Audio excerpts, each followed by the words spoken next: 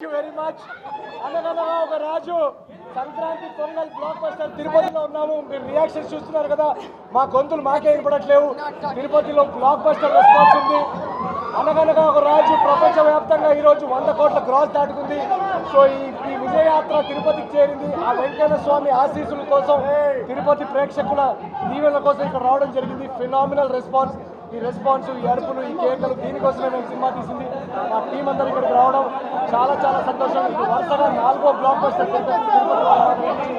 So thank you very much Tirupati వాళ్ళకి.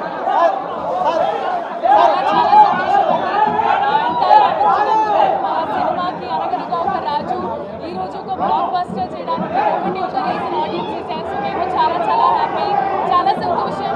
And తిరుపతికి మేము ఇక్కడికి మీ అందరితో కలిసి చాలా హ్యాపీ అండి. థ్యాంక్ యూ మీ టీంకి ఎంత లవ్ ఇచ్చినందుకు. చాలా చాలా ఇది మొట్టమొదటిసారి నాకు 100 కోట్ల క్లబ్.